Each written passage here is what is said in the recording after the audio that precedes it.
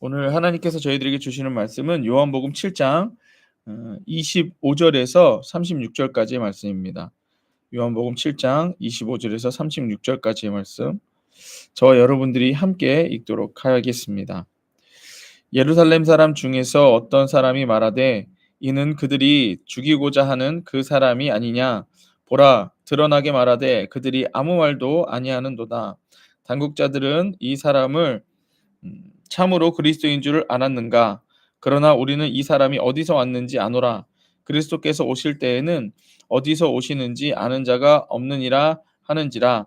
예수께서 성전에서 가르치시며 외쳐 이르시되 너희가 나를 알고 내가 어디서 온 것도 알거니와 내가 스스로 온 것이 아니니라. 나를 보내신 이는 참되니 너희는 그를 알지 못하나 나는 아노니 이는 내가 그에게서 났고 그가 나를 보내셨음이니라 하시니 그들이 예수를 잡고자 하나 손을 대는 자가 없으니 이는 그의 때가 아직 이르지 아니하였음이로라. 무리 중에 많은 사람이 예수를 믿고 말하되 그리스도께서 오실지라도 그 행하실 표적이 이 사람이 행한 것보다 더 많으야 하니 예수께서 대하여 무리가 수군거리는 것이 바리새인들에게 들린지라. 제사장들과 바리새인들이 그를 잡으려고 아랫사람들을 보내니 예수께서 이르시되 내가 너희와 함께 조금 더 있다가 나를 보내신 이에게 돌아가겠노라. 너희가 나를 찾아도 만나지 못할 터이요 나 있는 곳에 오지 못하리라 하시니 이에 유대인들이 서로 묻되 이 사람이 어디로 가기에 우리가 그를 만나지 못하리요. 헬라인 중에 흩어져 사는 사람들에게로 가서 헬라인을 가르칠 터인가? 나를 찾아도 만나지 못할 터이요 나 있는 곳에 오지 못하리라 한 이 말이 무슨 말이냐 하니라. 아멘. 오늘 말씀의 제목은 믿음을 흔들 때라는 제목으로 말씀을 전하도록 하겠습니다. 예수님께서 오병이어 사건 이후에 이제 많은 사람들이 물을 지어 따라다니는 것 때문에 바리새인들과 유대인들이 이제 예수님을 죽이려고 합니다. 그러나 예수님께서는 그들을 피해 다니셨죠. 왜요? 아직 하나님의 때가 이르지 않았기 때문에. 그래서 예수님은 그럼에도 불구하고 그 과정에서 또 사람들에게 말씀을 전하고 천국 복음을 전하십니다. 그 과정에서 이제 사람들이 예수님의 그 말씀을 듣고 모여서 이제 논쟁이 시작된 겁니다. 오늘 말씀을 보면 이렇게 시작이 돼요. 25절. 예루살렘 사람 중에 어떤 사람이 말하되 이는 그들이 죽이고자 하는 그 사람이 아니냐. 그러니까 잘 피해 다녔는데 이제 누가 예수님을 고발한 거죠. 이거 니네가 죽이려는 그 사람 아니야? 그러면서 이제 크게 소리를 질렀던 거예요. 그랬더니 26절. 보라, 드러나게 말하되 그들이 아무도 아무 말도 아니하는도다. 당국자들이 이 사람을 참으로 그리스도인 줄 알았는가? 그러나 우리는 이 사람이 어디서 왔는지 아노라. 그리스도께 오실 때에는 어디서 오는지 아는 자가 없느니라. 무슨 얘기냐면 이게 저도 이렇게 주석을 찾아보니까 지금 이들이 하는 말은 그리스도가 오실 때에는 어디서 오는지 알 수 없다라고 하는 그 자료가 있대요. 근데 그걸 가지고서는 얘기하는 거예요. 그리스도가 올 때는 어디서 오는지 알 수 없는데 우리는 얘가 어디서 왔는지 알아. 얘 갈릴리 사람이잖아. 요셉 아들이잖아. 하면서 알고 있다는 거예요. 그러니까 그리스도가 아니다. 그리스도가 아니라는 걸 지금 얘기하고 있는 거예요. 예. 그러니까 지금 사람들을 갖다가 막 선동하는 거죠. "야 지금 니네 속고 있는 거야. 너 지금 이 예수라고 하는 사람이 니를 선동하고 있는 거야." 그러면서 믿음을 갖다가 흔들고 있다라고 하는 거예요. 우리도 이와 같이 믿음이 흔들릴 때가 있습니다. 가만히 있다가 정말 믿음이 흔들릴 때가 많이 있죠. 우리가 뭐 기도가 내 생각대로 응답되지 않을 때, 아니면 뭐 어 우리에게 어려운 일이 계속 반복될 때, 뭐 이런 때 우리도 믿음이 흔들릴 때가 있는 거죠. 그쵸? 그런 때에 인제 우리는 어떻게 해야 될까? 오늘 말씀을 통해서 한번 보자라는 거예요. 세상은 예수님을 향한 나의 믿음을 흔든다라고 하는 것입니다. 믿음을 흔들 때 첫 번째는 세상은 예수를 향한 나의 믿음을 흔든다는 거예요. 나의 믿음이 흔들린다라고 하는 것은 내 믿음에 연약한 부분이 있다라고 하는 증거예요. 다시 한번요. 나의 믿음이 흔들린다라고 하는 것은 내 믿음에 연약한 부분이 있다라고 하는 증거죠. 예. 여러분들 연약한 부분이 없으면 믿음이 흔들릴 이유가 있어요, 없어요? 없어요. 그건 흔들릴 이유가 없어요. 자, 예를 들어서 우리 집사님 계시는데 유성준이 집사님의 아들입니다. 흔들림 없죠? 흔들림 없죠? 근데 전에도 제가 예화를 몇 번 드렸지만 성준이는 어떤 뭐 삼촌이 와 갖고서 "야 너 다리 밑에서 주워왔어." 이런 얘기하면 흔들려요, 안 흔들려요? 흔들릴 수 있어요. 그쵸? 얘는 연약한 부분이 있다라는 거예요. 왜 엄마는 왜 연약한 게 없을까요? 예. 이따 나중에 말씀드리겠지만 내가 낳았으니까. 내가 경험했으니까. 그건 흔들림이 없는 거예요. 예. 나중에 말씀드리겠지만 우리도 역시 흔들리지 말아야 되는 것은 흔들리지 않게 강하게 되는 것은 무엇이냐? 바로 예수를 경험하는 것이 경험하는 믿음이 우리를 흔들리지 못한다라고 하는 거예요. 어쨌든 나의 믿음이 흔들린다는 것은 내 연약한 부분이 있다라는 것입니다. 어떤 사람은 열등감에 약하고 어떤 사람은 교만에 약합니다. 그러니까 어떤 사람은 열등감이 건드려지면 그때부터 믿음이 흔들려요. 어떤 사람은 교만이 건드려지면 그때부터 믿음이 흔들리는 거예요. 여러 가지가 있겠죠. 너무나도 많은 내용들이 있겠죠. 여러분들도 각자 내가 언제 믿음이 흔들리는지 한번 보세요. 그러면 그게 내 약한 부분인 겁니다. 예. 자신의 약한 부분들이 건드려지면 믿음이 흔들립니다. 사단도 예수님을 시험할 때 이렇게 말씀하셨어요. "네가 하나님의 아들이거든"이라고 하면서 예수님에 관한 것으로 시험하기 시작했습니다. 그렇죠? "네가 예수님의 아들이라면 돌이 떡덩이가 되게 해 봐라. 뛰어내려 봐라. 나의 영광을 내가 너에게 주겠다." 막 이러면서 시험을 했어요. 이때 예수님이 붙든 것은 무엇이냐? 자기 자신을 붙든 게 아니었어요, 예수님도. 그 완벽하신 하나님이신 예수님도 자기 자신을 붙들지 않았어요. 뭘 붙들었어요? 하나님의 말씀을 붙들었어요. 그러니까 흔들리는 나를 붙잡는 것이 아니라 흔들리지 않는 하나님의 약속, 그 말씀을 붙잡을 때 믿음이 흔들리지 않는다는 거예요. 이해되세요? 우리가 믿는 것은 나에 대한 것이 아니라 하나님에 대한 거예요. 그쵸? 여러분 자신을 믿으세요? 예수를 믿는 거잖아요. 뭘 통해서? 하나님의 말씀을 통해서 우리는 우리의 구원자이신 예수님을 믿는 거예요. 근데 내가 흔들리는 건 뭐예요? 나에 대한 걸로 흔들리는 거예요, 사실은. 나에 대한 하나님의 약속, 나에 대해 이루신 예수님의 공로가 내 믿음의 대상이다라고 하는 거예요. 믿음이 흔들린다라는 것은 흔들리는 나의 연약함을 보고 있기 때문에 흔들린다라고 하는 거예요. 예. 만약에 아까 우리 성준이가 어 인제 삼촌이 놀리는 거예요. 예. "너 다리 밑에서 주워왔어." "아니야." 처음에 이렇게 갔겠죠. "아니야. 너 봐봐. 너 어저께도 혼났지. 너 엄마가 너 사랑하면 너 혼내겠어?" 그럼 얘가 "어?" 이렇게 되겠죠. 뭐 때문에 혼났어요? 쥐가 잘못했으니까 혼났겠지. 나의 연약함 때문에 이 평소에 부모에 대해서 자기가 연약함이 있는데 그걸 건드려 버리니까 믿음이 흔들리는 거죠. '그런가? 엄마가 나 혼낼 때는 회초리로 나 종아리 때릴 때도 있는데.' 흔들리는 거죠. 맞아요? 그때는 뭘 붙잡아야 돼요? 뭘 붙잡아야 돼요? 예. 확실한 네 DNA가 엄마랑 DNA가 맞아떨어진다. 예. 그게 딱 증명을 해 주는 거잖아요. 그러니까 믿지 못할 지식으로만 남아 있는 것 때문에 우리는 흔들리는 거예요. 그래서 사람 말에 흔들립니다. 하지만 정확한 건 뭐예요? 하나님의 말씀, 흔들림이 없는 하나님의 말씀을 붙잡을 때 우리는 흔들리지 않는다는 거죠. 믿음이 흔들린다는 건 나의 연약함입니다. 마귀는 이 일을 잘 알고 나의 연약함에 집중하려고 합니다. 집중시키려고 해요. 믿음이 흔들린다는 것은 결국 거짓에 속는 것이 믿음이 흔들리는 경우입니다. 하지만 우리를 향한 하나님의 약속은 변함이 없죠. 그쵸? 성경 말씀은 그대로죠. 또한 우리 죄를 위해 예수께서 피를 흘리셨다. 이건 이미 끝난 거죠. 흘리실 것이다. 이것도 아니에요. 이미 흘리셨죠. 부활하셨죠. 예수 이름을 주셨죠. 이렇게 흔들림이 없는 걸 붙잡으시라는 거예요. 언제나 흔들리는 상황을 붙잡지 마시고. 우리 죄는 이미 용서함 받았습니다. 이미 끝난 거예요. 우리는 구원 받은 거예요. 예. 중요한 거는 인제 이게 인제 중요한 게 뭐냐면 어저께도 제가 끝부분에 설교할 때 끝부분에 잠깐 말씀드렸지만 예수 이름은 두 가지를 다 변화시킵니다. 뭐냐면 먼저 우리를 방해하는 악한 영이에요. 그래서 예수 이름으로 귀신은 쫓아냅니다. 근데 우리가 여기서만 속으면 안 돼요. 예. 귀신이 나갔어도 이제 내가 변화돼야 돼요. 어떻게? 예수 이름으로 내가 계속 변화해 가야 됩니다. 나의 연약함이 계속 변화해 가야 돼요. 그래야 믿음이 흔들리지 않습니다. 예.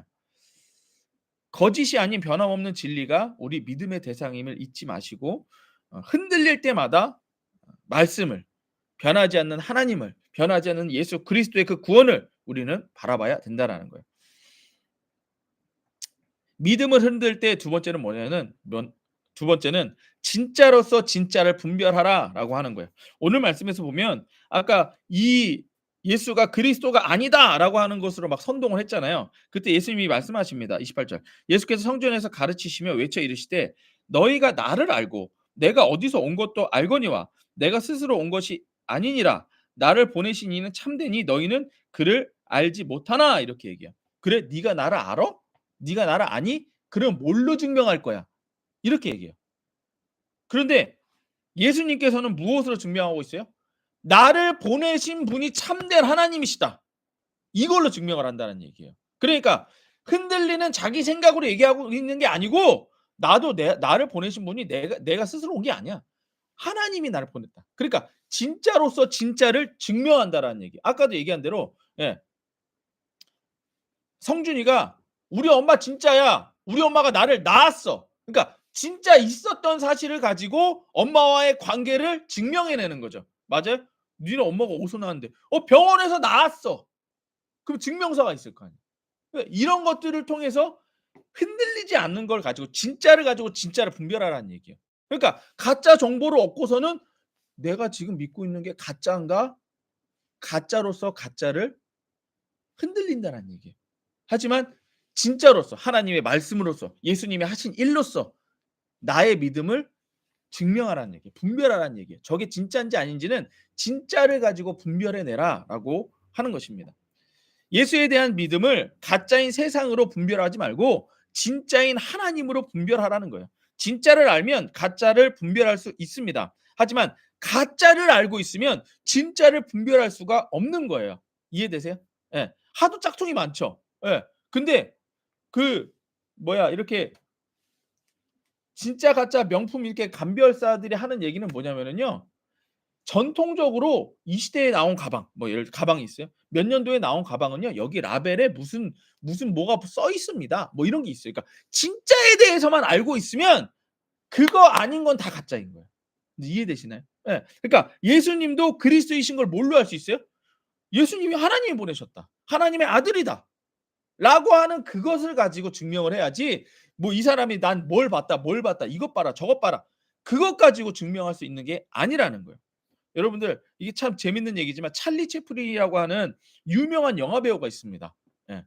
그 찰리 채플린이 인제 막 이게 코미디언 배우 여기 코수염 난 사람 알죠? 그 찰리 채플린이에요. 예. 근데 그 찰리 채플린이 인제 너무 유명해졌어요. 유명해지니까 이제 찰리 채플린 따라하는 사람들이 많았거든요. 근데 찰리 채플린 대회가 열린 거예요. 누가 찰리 채플린하고 똑같이 하나. 그래서 이 사람이 이렇게 보다가 '저거 재밌겠다.' 그래서 아무도 알리지 않고 자기 그 대회에 나갔대요. 예선 탈락했대요. 진짜가 예선 탈락. 예. 무슨 얘기인지 알겠어요? 사람들은 자기의 머릿속에 있는 거 자기가 생각하는 걸 믿으려고 하지 진짜를 믿으려고 하지 않는다는 거예요. 이제 이해되시나요? 그러니까 우리가 예수님에 대해서도 '이렇게 해야 예수님이지. 이렇게 해야 구원자이시지. 이렇게 해야 하나님이시지.'라고 하는 내 믿음이 있는 거예요. 이제 이해되세요? 그러니까 내 믿음이 안 이루어지면 그때 믿음이 흔들리는 거예요. 그래서 왜 하나님의 말씀하냐면 하나님이 말씀하신 게 있어요. 흔들리지 않는 그 말씀이 있습니다. 예수는 그래서 우리가 고백하는 것들이 그런 것들이에요. 예수님 당신은 그리스도시요 살아계신 하나님의 아들이십니다. 예수님 당신은 나의 구세주 나의 전부이십니다. 이것이 하나님의 말씀이에요. 이게 변함이 없어요. 그걸 매일 고백하는 거예요. 사도신경도 마찬가지입니다. 그래서 그걸 우리는 고백하는 것입니다. 또한 하나님께서 행하심을 믿으라는 거예요. 예수님의 때가 아직 이르기 전까지는 누구도 예수님께 손댈 수 없다라는 것입니다. 그러니까 하나님이 말씀하시고 흔들리지 않는 이 진리를 붙들고 있으면은요. 하나님은 이것 때문에 행하십니다. 이해되세요? 그러니까 우리가 예수 이름 하는 이유가 뭐냐면 예수 이름 때문에 하나님이 행하신다라고 했잖아요. 너희가 지금까지 내 이름으로 아무것도 구하지 아니하였으면 내 이름으로 구하라. 그럼 내가 행하리라. 이렇게 말씀하셨잖아요. 그럼 그거 붙들고 하세요. 지금 이게 안 될지라도 예수 이름을 불렀으면 예수님께서 행하신다고 했으니까. 그러니까 그걸 붙잡으세요. 이게 이해되지 않아도 그게 흔들리지 않는 것입니다. 그걸 믿고 그걸로 붙잡고 나가시라는 얘기예요. 내가 믿는 믿음의 대상은 구원자 예수님이라는 거예요. 그러면 하나님께서 그 구원자 예수님을 믿는 자들에게는 하나님께서 책임지신다는 겁니다. 근데 반면에 거짓은요. 내가 믿고 있는 나는요. 내가 책임져야 돼요. 내가 잘못 믿었으니까. 예. 그렇다면 구원으로 진짜와 가짜를 분별할 수 있다라는 거예요. 예수님이 나의 구원자이시죠? 그러면 그것만 가지고 얘기를 하세요. 내가 이 일을 했을 때 저것을 했을 때 나의 구원이 흔들렸느냐 안 흔들렸느냐 이걸 가지고 얘기하시라는 얘기예요. 예. 돈이 없다고 구원 못 받아요? 그러면 돈 있고 없고 때문에 믿음이 흔들릴 이유는 없어요. 설사 내 자녀가 죽었다고 해 봅시다. 나보다 먼저 죽었다고 해 봅시다. 그렇다고 내 구원이 흔들리는 거예요? 아니죠. 그것 때문에 흔들릴 필요 없다는 얘기예요. 우리 사업이 망했다? 뭐 교회가 안 된다? 예. 그것 때문에 우리 구원이 흔들릴 수는 없는 거죠. 인제 이해되시나요? 이해되세요? 믿음이 흔들릴 때 세 번째는 뭐냐면 예수님을 경험하여 흔들리는 믿음을 지키라는 거예요. 예수님을 알기만 하는 지식으로는 믿음이 흔들린다라고 하는 거예요. 자, 이렇게 막 선동하고 있을 때에 그래도 믿음 있는 자리 있습니다. 31 절. 무리 중에 많은 사람이 예수를 믿고 말하되 그리스도께서 오실지라도 그 행하실 표적이 이 사람이 행한 것보다 더 많으랴 이렇게 얘기해요. 그러니까 지금 막 논쟁이 있고 지금 예수님을 잡아가려고도 하고 그런 상황 속에서 어떤 사람들은 이렇게 얘기해요. "야 그래 저 사람이 그리스도가 아니라고 치자. 아니라고 치자. 그리스도가 아니라고 칠지라도 그리스도가 와서 행하는 표적이 저 예수가 하는 표적보다 더 많겠니?" 이렇게 얘기하는 거예요. 그러니까 지금 이 사람은 뭘 가지고 얘기하는 거야? 아는 걸로 얘기하는 거예요? 아니요. 경험한 거 갖고 얘기하고 있는 거예요. "야 나는 예수의 그 그리스도라고 하는 것에 대해서 모르겠는데 저 사람은 어마어마하게 많은 표적을 행했어. 어. 그러니까 나는 그걸 믿겠다." 이걸 얘기하고 있는 거야. 이제 이해되시나요? 우리가 믿음이 흔들리는 건 뭐냐면 경험의 영역이 아니라 아는 영역에서 자꾸 멈추기 때문에 아는 걸로 하니까 어떤 또 다른 아는 것이 들어왔을 때에 이게 흔들리는 거예요. 그래서 우리 어저께 설교 제목이 뭐였어요? 디다케였어요. 하늘의 디다케가 있고 하늘의 가르침이 있고 땅의 가르침이 있는 거예요. 그러니까 하늘의 가르침을 경험해서 내가 체험을 해서 완전히 그냥 내 걸로 갖고 있어야 돼요. 예수 피를 의지하고 내가 죄 용서받았다는 것이 완전히 몸에 이 경험되어져야 돼요. 아까도 제가 집사님께 말씀드렸어요.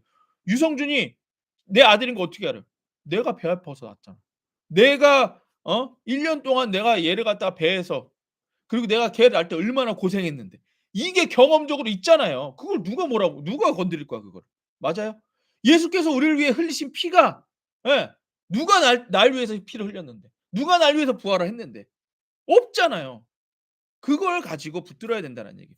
알기만 하는 거 말고 경험을 해야 된다는 거예요. 예수께서 행하신 표적을 경험함으로써 믿음이 지켜진다라고 하는 거예요. 매일 예수의 이름으로 나의 변화를 경험해야 된다. 그러니까 그는 뭘 경험해야 되냐? 다른 거 말고 아까 제가 말씀드린 대로 내가 변화되는 걸 경험해야 돼요. 왜? 믿음이 흔들리는 게 나의 연약함이니까. 나의 연약함이 변화되어져서 회복되어지는 걸 경험해야 돼요. 자, 우리 애들이 없어서 가능할지 모르지만 삼위일체 하나님, 성령님의 내용이 뭐예요? 회복, 성화. 맞아요? 예수님이 이루어 놓으신 걸 우리들에게 적용시키시는 거죠. 근데 그 적용시킨 게 뭐예요? 회복이잖아요. 예전에 잘못됐던 걸 회복시키시는 거잖아요. 이해돼요? 예수님은 십자가에 죽으시고 부활하셨지만 그 성령님이 오셔서 그걸 나한테 적용시키신다고. 예수 피로 날 변화시키시고 예수 이름으로 나를 변화시키신다고요. 이해되세요? 그러니까 믿는다면 누가 변화되는 거예요? 상황이? 아니요. 내가 변화되는 거예요. 아까 얘기한 대로 열등감이 있었던 나는 자신감이 생기게 되는 거예요. 교만한 자는 겸손하게 되는 거예요. 그렇게 변화가 일어나야 되는 거예요. 그러면 이제 나를 돌아보면 내가 믿음이 어느 정도인지 알 수 있어요. 내가 예수 믿고 나서 변화가 없다? 내 믿음은 그만큼인 거예요. 나도 변화시키지 못하는 믿음? 그 믿음일까요?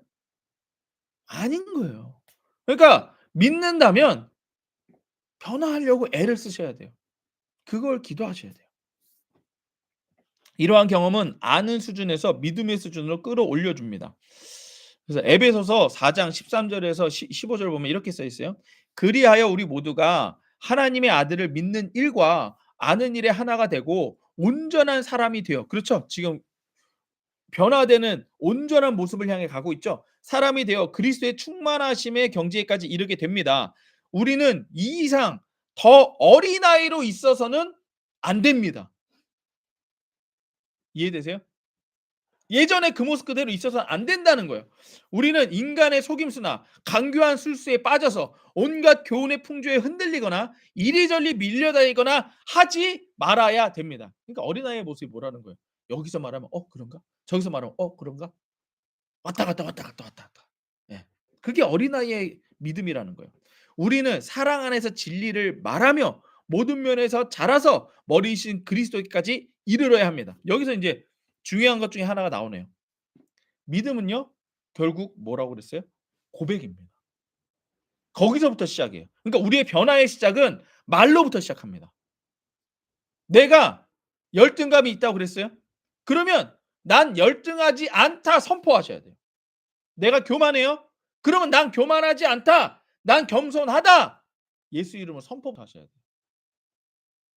그리고 부정적인 말을 하지 말아야 돼요. 그게 예전의 내 모습이에요. 어린아이와 같은 내 모습이에요. 아이들은 함부로 말하죠.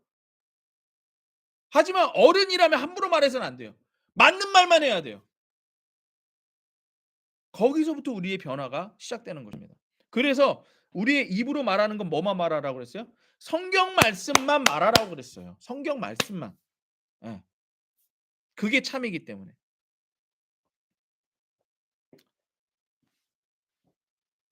또 하나는 하나님이 우리를 도우신다는 거예요. 우리들의 변화를 도우신다는 거예요.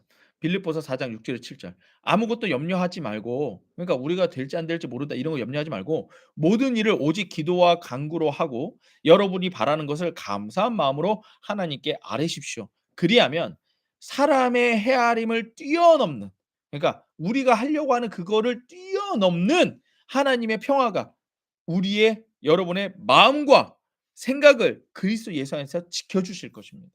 예. 그러니까 변화가 일어나겠어요? 안 일어나겠어요? 일어나겠죠. 하나님이 하시기 때문에 일어나겠죠. 근데 뭘 안 한 걸까요?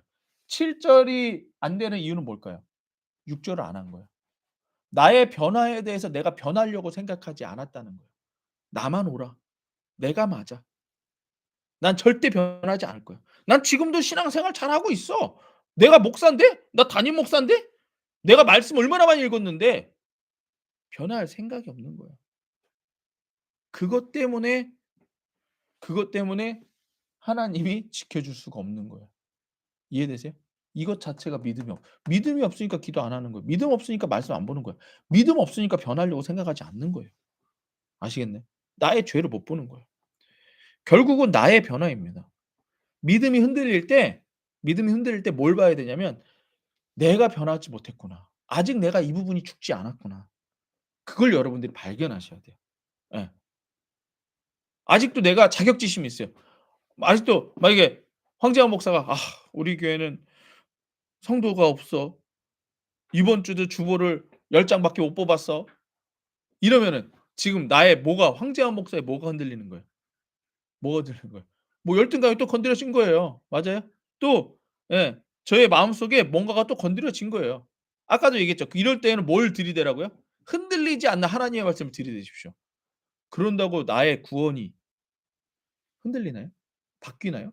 아니죠.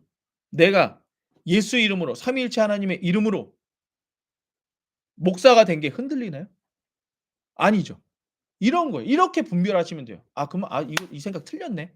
예. 성도가 많고 적고 헌금이 많고 적고 뭐 우리가 아직 중국 교회 몇 교회를 세웠고 안 세웠고 이건 아직 중요한 게 아니에요. 뭐가 중요하다. 흔들리지 않는 믿음. 흔들리지 않는 우리가 뭘 믿고 있는가? 예수가 나의 구주라는 거. 내가 예수 이름으로 목사가 됐다는 거. 나에게 가정을 주셨다는 거. 나에게 이 소명을 주셨다는 거. 사명을 주셨다는 거. 이게 흔들리지 않 이걸 바라보시라는 얘기예요. 인지 아시겠네. 예. 그리고 이거 어떻게 하라고요? 선포하시라고요. 선포하세요. 여전히 우리는 선포할 겁니다. 우리는 여전히 300개 교회를 선포하고 있습니다. 우린 여전히 가정 안이 힘들어도 예수 이름으로 가정을 회복하여 교회를 세울 것을 우리는 말하고 있습니다. 결국 나의 변화입니다. 나의 죄된 습성이 나의 믿음을 흔들리게 합니다. 믿음을 흔들리게 하는 나의 모습을 바꾸어야 그다음에 그 일이 일어났을 때 우리는 또다시 흔들리지 않는 거예요. 바꾸지 않으면 바뀌지 않는 그 모습으로 다시 믿음이 흔들리게 되어 있다라는 거예요. 그렇기 때문에 바뀌어야 된다는 거예요. 나의 변화도 하나님께서 지켜주신다라고 아까 말씀에서 봤죠.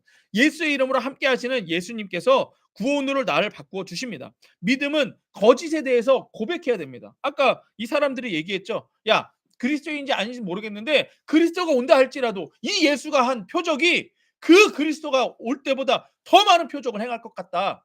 자기가 경험한 걸로 얘기하라는 얘기예요. 여러분들 어쨌든 우리 예수가정교회 안에 정말 우리 각 사람에게 지금 우리 예수가정교회에서 예배드리는 각 분들에게는 정말 다 한 가지씩의 경험은 꼭 있어요. 그렇죠? 예수 이름의 경험이 다 한 가지씩은 있습니다. 그건 흔들릴 수 없잖아요. 아까 윤춘자 집사님이 우리 성준이를 낳은 것처럼 그건 변할 수 없는 거잖아요. 예수 이름으로 나에게 이루어 주신 구원은 변할 수 없는 거잖아요. 그럼 그걸 붙드세요. 그걸 붙드시고 거기서부터 변화해 나가세요. "난 구원받은 자이다."라고 하는 걸로 날 변화시켜 나가세요. 믿음의 행함은 고백으로부터 시작이라고 말씀드렸습니다. 나의 연약함을 예수 이름으로 선포하십시오. 그리고 예수 이름으로 변화된 구원을 살아야 됩니다. 선포했다면 그 선포한 대로 계속 바꾸어 나가셔야 돼요. 계속 바꾸어 나가셔야 돼요. 저 역시 지금도 아까도 말씀드린 대로 우리 교회는 몇 명 되지도 않아. 이거 거짓이죠. 거짓말은 아니지. 몇 명 안 되는 건 맞지만 그것 때문에 내가 흔들릴 이유는 없죠. 그러면 지금 제가 그래서 하나님 앞에 이걸 기도했어요. 예를 들면 이거예요. 제가 하나님 앞에 이걸 기도했습니다. 하나님 아버지, 우리 지금 예? 지금 8년 차가 돼 가고 있는데 이 교회가 이 그대로예요. 그쵸? 우리 그대로잖아요. 근데 하나님 그때 지혜를 주신 게 뭐냐면 우리가 지금 하고 있는 게 뭐예요? 예수 가정학교 하고 있고 또한 우리 가정 연구소 하고 있고 가정을 회복하는 걸 막 만들고 있잖아요. "너 내가 사람들 보내주면 그거 지금 네가 할 수 있겠어?" 이렇게 말씀하시는 거예요. 그러니까 준비할 수 있겠냐라는 거예요.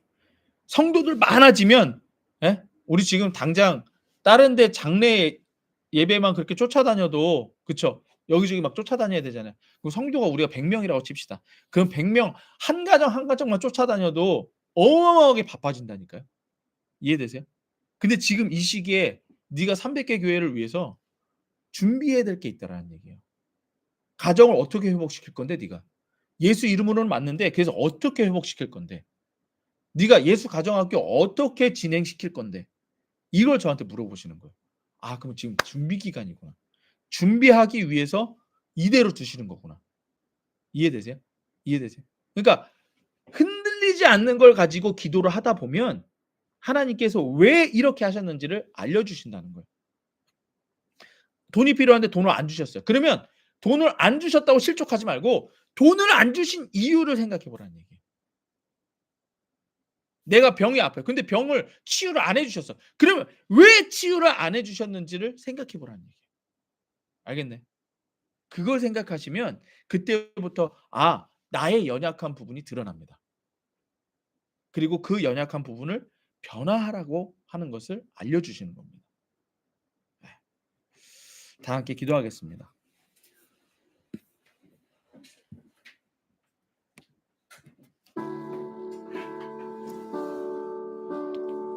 우리들의 삶에서는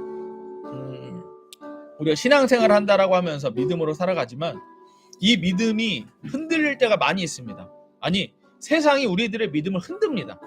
하지만 우리가 생각할 것은 세상이 우리들의 믿음을 흔드는 것이 아니라 우리들의 믿음이 예수께 있다라고 하는 것을 우리가 잊지 않는 것입니다. 흔들리지 않는 예수님, 흔들리지 않는 하나님의 말씀, 이것을 우리가 믿는 것입니다.